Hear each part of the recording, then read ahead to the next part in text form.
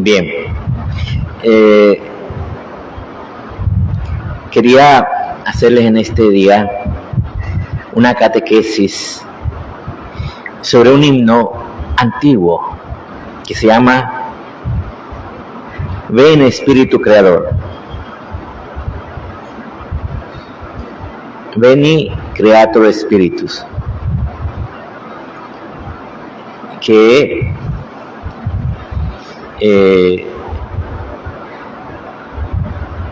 la Iglesia nos dice que hay una indulgencia parcial siempre que se reza, obviamente con las condiciones acostumbradas, y hay una indulgencia plenaria en la solemnidad de Pentecostés. La solemnidad de Pentecostés tiene 2 días, uno que es la víspera, que es hoy, y mañana, que es el día propio, pero ya hoy es también solemnidad de Pentecostés, o sea, también para hoy es válido, o sea, porque ahí dice solemnidad de Pentecostés para la indulgencia plenaria. Ustedes ya saben pues qué es la indulgencia. Cuando nosotros pecamos, el pecado tiene una acción terrible en nosotros, nos lleva a la muerte. Entonces, cuando nos arrepentimos, sobre todo pues cuando hay pecados graves, nos arrepentimos y acudimos al sacramento de la penitencia, ciertamente Jesús nos da el perdón. Jesús nos perdona. Pero quedan como unas heridas por el pecado. Entonces, estas heridas necesitan ser sanadas. Y para eso es la indulgencia, que puede ser parcial o plenaria. ¿Qué significa plenaria? Es que absolutamente todo lo que haya de esas heridas del pecado queda sanado, ¿verdad? Entonces, eso lo podemos aplicar para nosotros o para un difunto, la indulgencia. Ciertamente, para poder hacer la indulgencia, primero hay que tener la intención de hacerlo, ¿verdad? Segundo, es necesario algunas condiciones, básicamente confesarse y comulgar, ¿verdad? La confesión puede ser unos días antes o unos días después. Si ustedes hace pocos días se confesaron, ya esa confesión les vale. O se pueden confesar mañana, si hoy no pudiéramos hacerlo, pues se pueden confesar mañana, en algún momento, si yo pudiera estar durante la misa de 10 o en otro momento, se pueden acercar al sacramento de la penitencia. Entonces, esas son 2 condiciones importantes: confesarse y comulgar. Y hay otra condición, que es hacer unas oraciones por el Papa, por las intenciones del Papa. Entonces,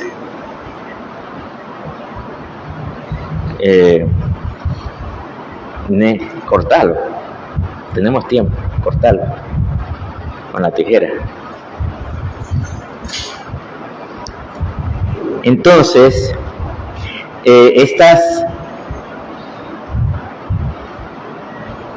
entonces decíamos las condiciones, ¿verdad? Hacer las oraciones por el Papa Francisco.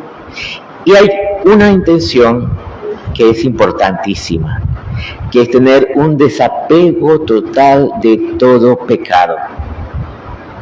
En otras palabras, tener una recta intención de arrepentirnos, no volver a pecar, ¿verdad? O sea, de vivir unidos a Dios, en el fondo. Tener un desapego total del pecado, ya sea pecado grave o pecado venial incluso. Entonces, esas son las condiciones para hacer una indulgencia plenaria, recibir una indulgencia plenaria o aplicarla a un difunto. También se puede aplicar a un difunto. Ustedes pueden pensar en algún difunto y aplicar la indulgencia plenaria. Eso les sirve, por ejemplo, si está un difunto nuestro, que un familiar nuestro o algo así, y le aplicamos una indulgencia plenaria, eso le sirve porque es plenaria, o sea, absolutamente todas las heridas del pecado son sanadas, inmediatamente sale del purgatorio al cielo, ¿verdad? Cuando se aplica la indulgencia plenaria. Si se da, pues bien hechas las condiciones. Bien, entonces yo por esta razón quería que hiciéramos un poquito este canto, este himno. Es un himno, ¿verdad? O sea, ¿qué quiere decir? Es una oración hecha para ser cantada. Una oración hecha para ser cantada. Entonces, quería un poco como hablar de este himno, ¿verdad? Entonces, lo primero que dice, la primera frase que dice el himno es: ven Espíritu Creador. Fíjense que muchas veces pensamos Padre Creador, el Hijo Redentor y el Espíritu Santo Santificador. Pero este himno dice: ven Espíritu Creador. O sea, la acción tanto de la creación como la redención, como la santificación, están unidos siempre, el Padre, el Hijo y el Espíritu Santo.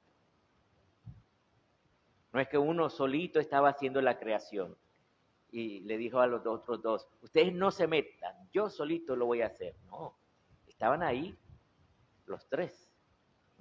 Por eso, si ustedes se fijan en el Génesis, cuando va a crear el hombre, dice: hagamos al hombre a nuestra imagen y semejanza. Hagamos. O sea, hay un diálogo con otros, ¿verdad? Eso es que estaban el Padre, el Hijo y el Espíritu Santo actuando ya en la creación. Lo mismo en la redención. Ustedes no crean que el Padre abandona a su Hijo. Cierto que el Hijo, por los sentidos, tenía esa sensación de abandono, pero al mismo tiempo tiene la confianza de que en realidad su Padre no lo ha abandonado, aunque los sentidos le hagan sentir esa sensación de abandono, él sabe que su Padre no lo abandona. Y lo mismo en la santificación, no es que solo está el Espíritu Santo actuando.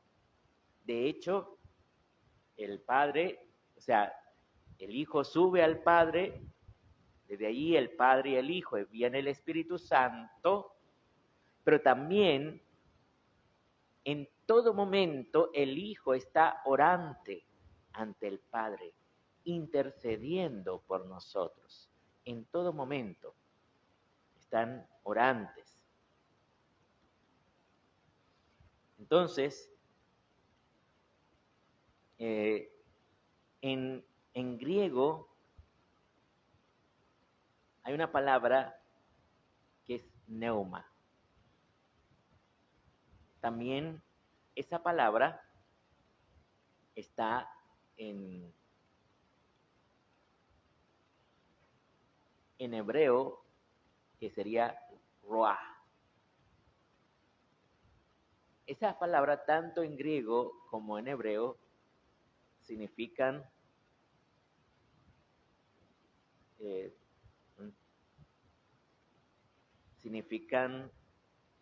espíritu, pero también significan aire. Por eso es que en la creación, cuando Dios crea a Adán, dice: Dios sopló en el barro y entonces tuvo espíritu de vida, dice ahí, ¿verdad?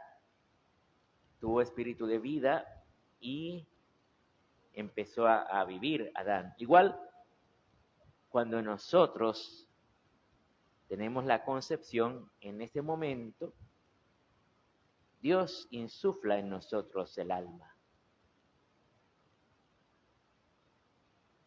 Cuando Jesús se aparece, Jesús resucitado, se aparece a los discípulos, también sopla y les dice a los discípulos, reciban el Espíritu Santo, ¿verdad? Este es el Espíritu que Dios nos da. Entonces vamos a hacer una primera vez este canto para que después lo vayamos como escuchando mejor, ¿verdad? Entonces, por ahora lo van siguiendo, pueden leerlo porque creo que a todos se le entregó la copia y van siguiendo escuchando el canto. Y a la segunda vez que lo hagamos, procuramos ya cantar todos. Si alguno se lo sabe, pues ya puede participar.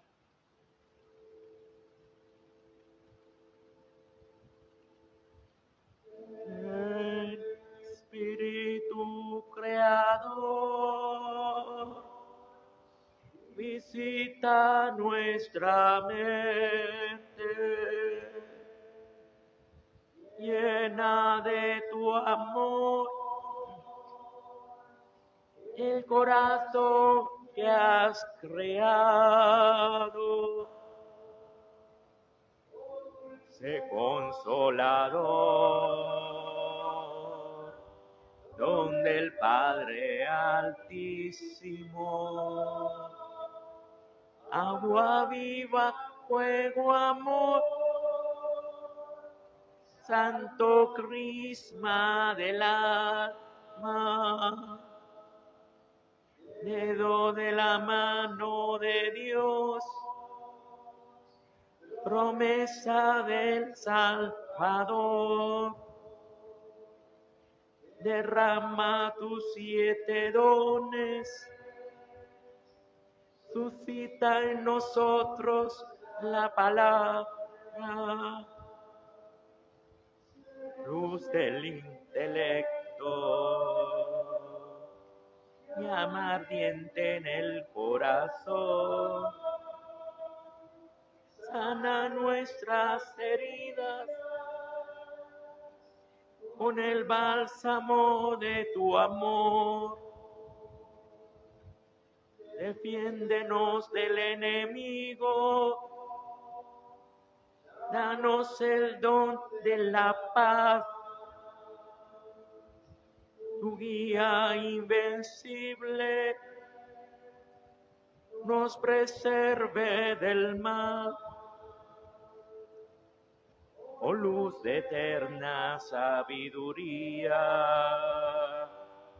desvélanos el gran misterio de Dios Padre y del Hijo, unidos en su solo amor.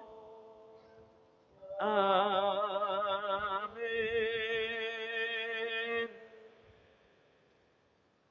Bien, entonces vimos la primera estrofa.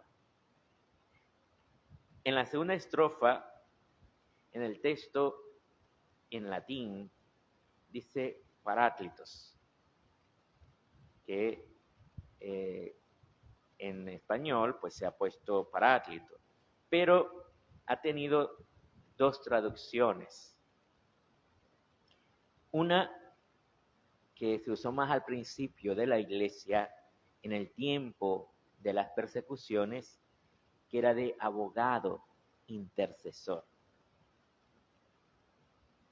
Ciertamente, es ante el Padre, también es intercede por nosotros. Nos dice la enseñanza de la iglesia, y creo que también pues en los textos bíblicos lo dice, porque el maligno es el acusador, ¿verdad? En el Apocalipsis dice que él está acusándonos día y noche. Nos está acusando, ¿verdad? Y el Paráclito está intercediendo, ¿verdad? Él es el defensor. Pero también hay una segunda traducción que es consolador. Esa se usó más adelante en la historia de la iglesia y dice San Buenaventura que este consuelo de Dios es verdadero, es perfecto. Dice, no como los consuelos carnales, ¿verdad? Los consuelos carnales que solo se quedan en las cosas del mundo. Entonces, vemos la tercera estrofa que dice, dedo de la mano de Dios, promesa del Salvador, derrama tus 7 dones, suscita en nosotros la palabra. Fíjense qué precioso esto. Yo le he estado hablando un poco en estos días de las virtudes humanas, que son virtudes naturales, podríamos decir, y las virtudes sobrenaturales, que son las virtudes teologales. Se llaman teologales porque es Dios quien las da, ¿verdad? Entonces, hay una relación entre virtudes y dones del Espíritu Santo. Aquí nos habla, derrama tus 7 dones. Hay una relación entre virtudes y dones que, o sea, ambos están en la vida moral. O sea, Dios viene a nuestra vida para santificarnos, para llenarnos de su amor, su gracia santificante. Eso a través del bautismo, de los sacramentos, ¿verdad? De recibir la comunión, de acudir al sacramento de la penitencia. Recibimos esa gracia santificante. Fíjense que incluso cuando una persona está alejada de Dios, cuando alguien le habla de Dios, puede ser que ustedes le hablan, por ejemplo, tal vez a sus hijos o a sus nietos que se han alejado de Dios. Y ustedes sienten, pero no me hace caso, qué triste, ¿verdad? No me quiere escuchar. Pero siempre hay una gracia de Dios. Cuando alguien le predica a otra persona, cuando alguien le llama a vivir en el amor de Dios, por un lado está Jesús mostrando sus llagas gloriosas al Padre y nos está a nosotros con el Espíritu Santo lanzándonos una gracia a esta persona. Le manda una gracia que le llama a conversión. Como dice el profeta, me parece que es el profeta Isaías, que dice, Jacob me ha dado mucho que hablar. Él se alejaba y yo le mandaba lazos de amor, ¿verdad? Y no me cansaba de mostrarle el amor. Eso es lo que hace Dios. Cada vez que tú le hablas a alguien que se ha alejado de Dios, está Jesús mostrando sus llagas gloriosas al Padre y lanzando esos lazos de amor a esta persona. Por eso no te canses. cuando alguien se ha alejado de Dios, no te canses de llamarle a Dios, al encuentro con Dios. Ciertamente, las virtudes suponen un esfuerzo humano, porque cuando tú vas a ejercitar las virtudes, hay un esfuerzo. Yo les explico que las virtudes son al alma como los músculos al cuerpo. Cuando una persona va al gimnasio, o tiene alguien que le ayude a entrenarse, no te pone a correr de una vez, sino que poco a poco te va diciendo qué ejercicios puedes hacer, ¿verdad? Para irte ejercitando poco a poco, y después cuando te vas fortaleciendo los músculos, entonces ya te dice cómo puedes hacer otro ejercicio tal vez un poquito más fuertes. Así es también en las virtudes, se van ejercitando poco a poco, pero supone un esfuerzo humano asistido por la gracia de Dios. Y hay una relación entre virtudes y dones. Entonces se nos presenta una imagen muy bonita, la imagen de la barca, o un barco antiguo, obviamente, no como los barcos modernos, sino el barco antiguo. Ustedes saben cómo se movía un barco antiguo, con remos, y tenían muchos remos, que se movían con eso, cuando no habían motores ni nada de esto, ¿verdad? Habían muchos remos, era la energía humana que movía esos remos. Pero aún con todos esos remos, el barco no era tan rápido, no era tan veloz. Entonces, esos remos son como las virtudes, que suponen un esfuerzo, ¿verdad? Estás moviendo el remo. No sé si ustedes alguna vez han movido un remo. Yo una vez me montaron en una barca de esas, y mover un remo cuesta. Supone un esfuerzo, pero fuerte. Yo quedaba así, ¿verdad? Entonces, pero aún no es suficiente para el barco, todos esos remos. Entonces, los barcos antiguos tendrían un gran mástil en el centro con un palo atravesado donde le colgaban una vela, y a veces eran varios mástiles donde le colgaban varias velas al barco.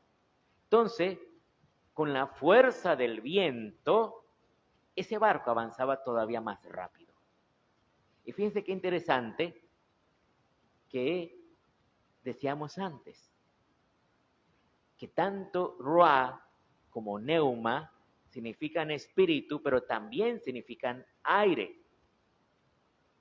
Entonces la fuerza del viento empuja las velas y así el barco avanza más rápido. ¿Qué sería el barco? Pues nuestra vida cristiana es el barco. Los remos son las virtudes.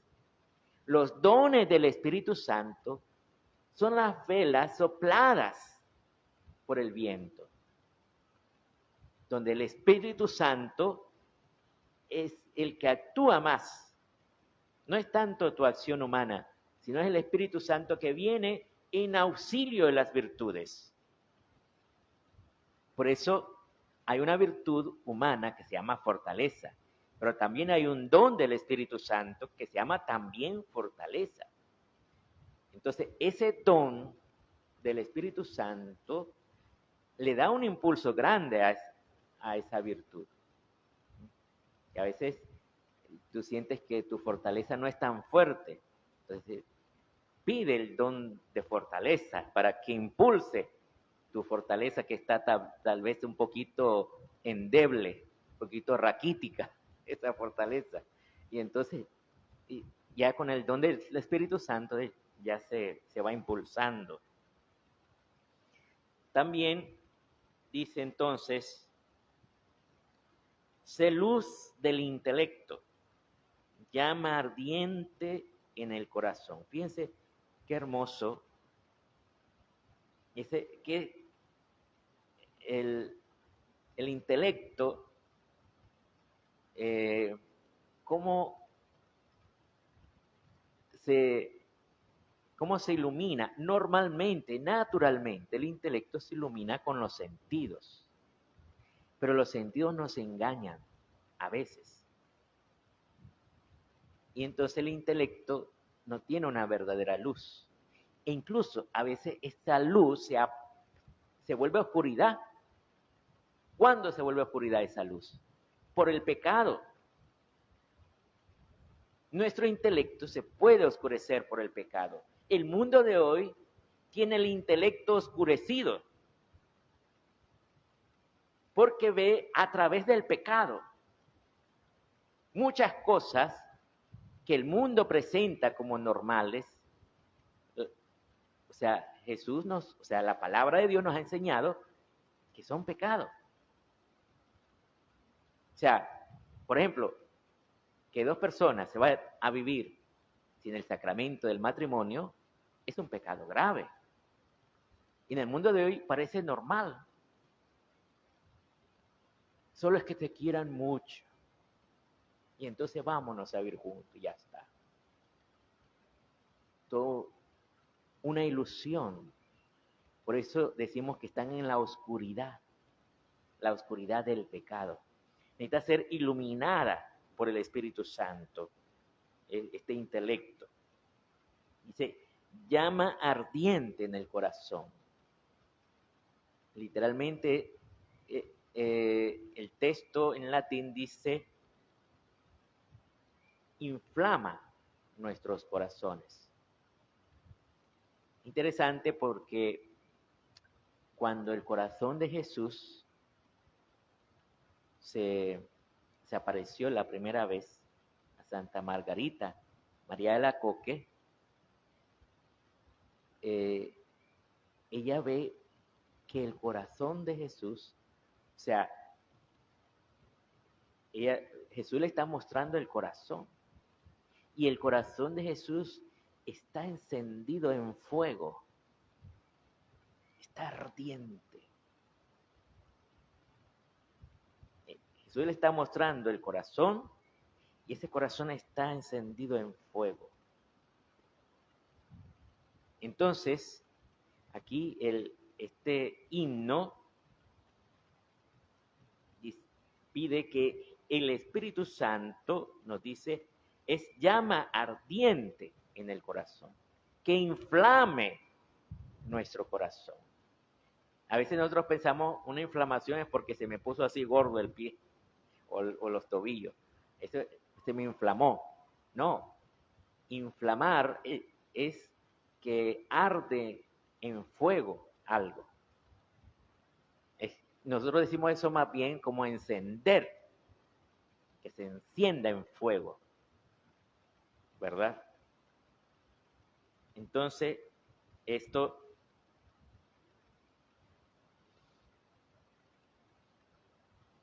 es que se encienda en el fuego del amor de Dios. La quinta estrofa dice, defiéndenos del enemigo. En el texto original dice, aleja de nosotros al enemigo.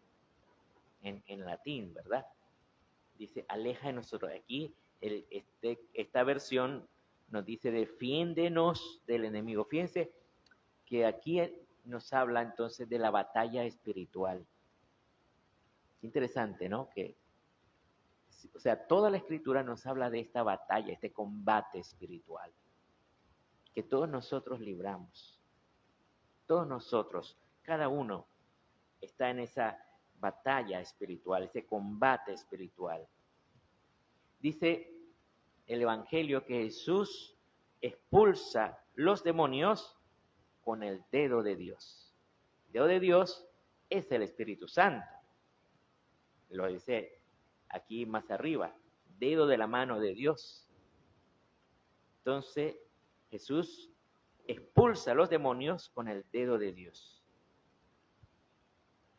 Ahora, en este combate espiritual tenemos los enemigos del alma.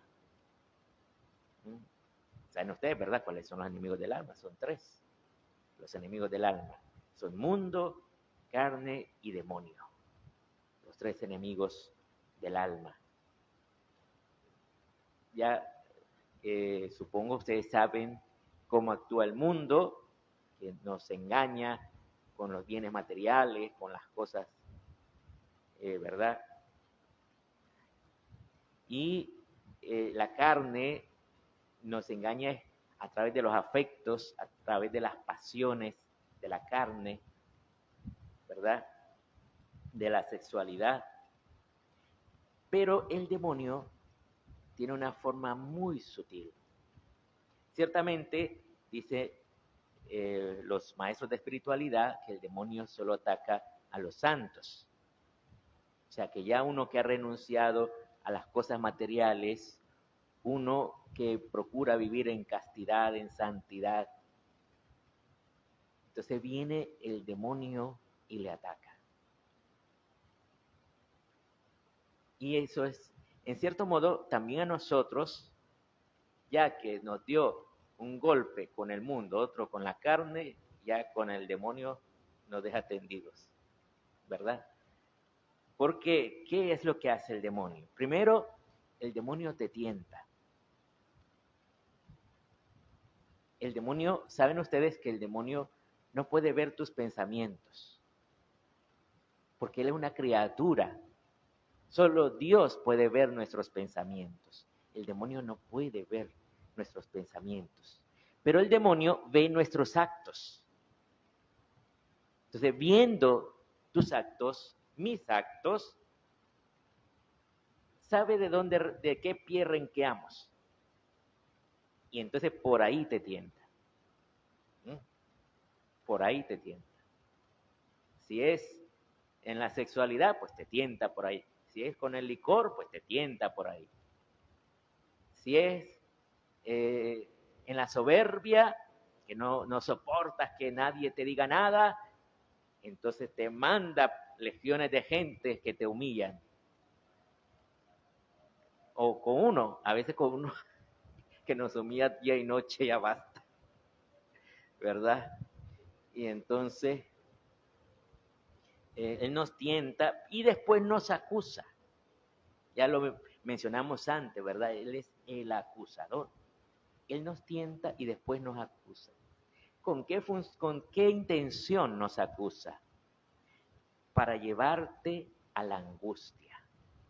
Y esa es la forma en que ataca el demonio. Fíjense, hay una cosa curiosa. Nosotros decimos, refiriéndonos a la nación donde fue esclavizado Israel, decimos Egipto, ¿verdad?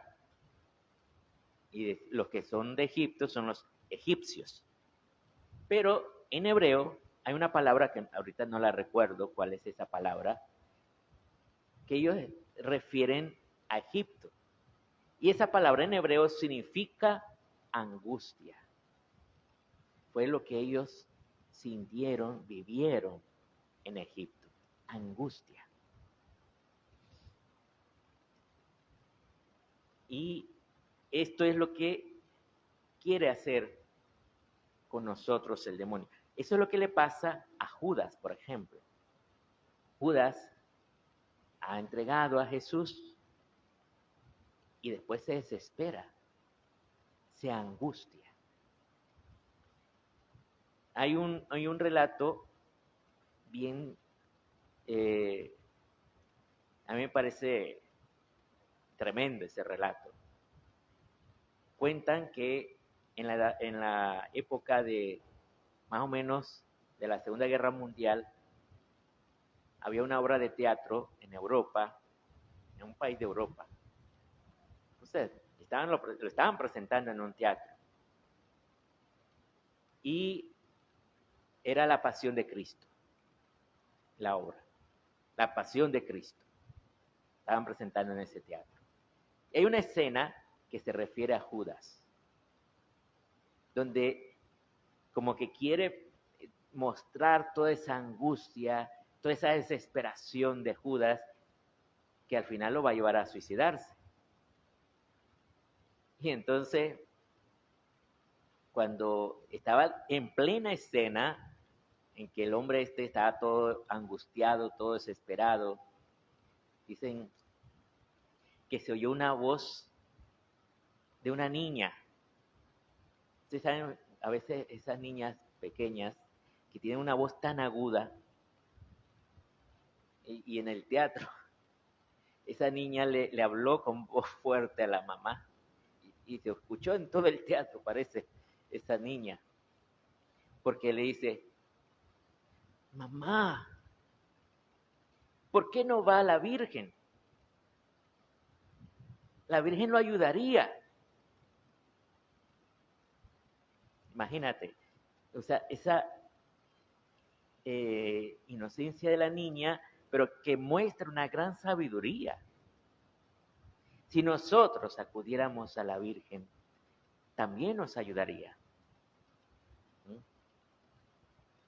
Entonces, ¿cuál es la obra del Espíritu Santo? Te trae la paz. En esos momentos de angustia, de desesperación, puedes invocar al Espíritu. Por eso dice, danos el don de la paz. El enemigo, ¿qué hace? El maligno, el diablo, te quiere llevar a la angustia. Y el Espíritu Santo te da el don de la paz. Y la sexta estrofa dice, oh luz de eterna sabiduría, desvélanos el gran misterio de Dios Padre y del Hijo unidos en un solo amor. Entonces nos habla de conocer al Padre y nos revela al Hijo. San Pablo dice que el Espíritu da testimonio a nuestro espíritu que somos hijos de Dios. Y si hijos, también herederos, o herederos con Cristo. ¿Saben ustedes que enseñaba Santo Tomás que Dios es Padre de tres maneras? Dios es Padre porque nos da la vida. Pues siempre alguien, el que te da la vida, es tu Padre también. O sea, ya Dios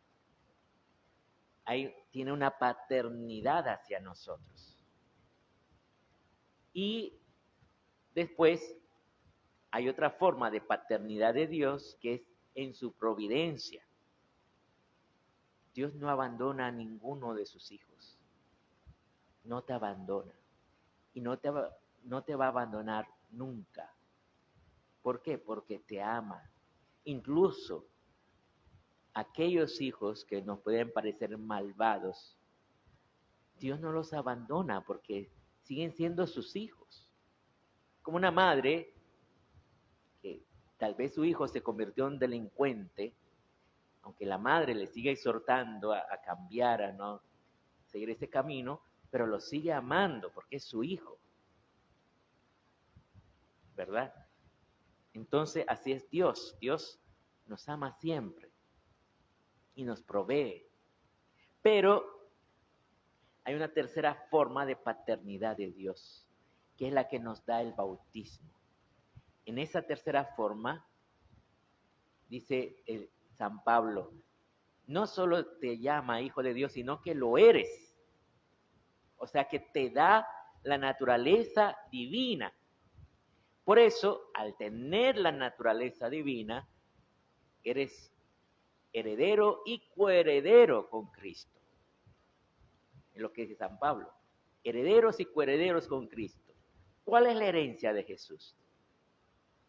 O sea, normalmente la herencia era una tierra, era un lote de tierra donde estaban posiblemente construcciones, ¿verdad? Entonces, pero lo importante era la tierra, porque ahí vos podés cultivar, podés tener ganado, podés hacer muchas cosas teniendo tierra. Entonces, ¿cuál es la herencia de Jesús? Dice, mi reino no es de este mundo, mi reino es del cielo.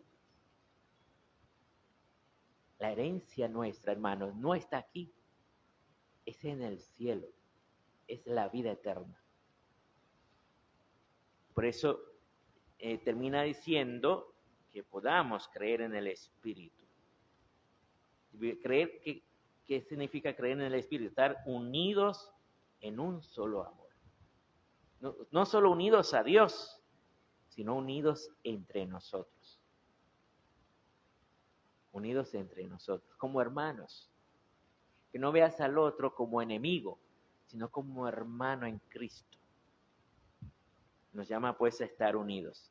Entonces vamos a hacer una segunda vez el himno, para que ya así lo podemos cantar. Nos ponemos en pie, porque es un himno al Espíritu Santo, y lo cantamos.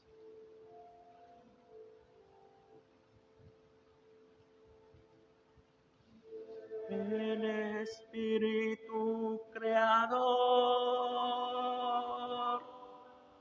visita nuestra mente, llena de tu amor el corazón que has creado, dulce consolador, donde el Padre Altísimo, agua viva, fuego, amor, santo crisma del alma, dedo de la mano de Dios, promesa del Salmo, derrama tus 7 dones, suscita en nosotros la palabra, sé luz del intelecto, llama ardiente en el corazón, nuestras heridas con el bálsamo de tu amor. Defiéndenos del enemigo, danos el don de la paz, tu guía invencible nos preserve del mal. Oh luz de eterna sabiduría, desvélanos el gran misterio, Dios Padre y del Hijo, unidos en un solo amor.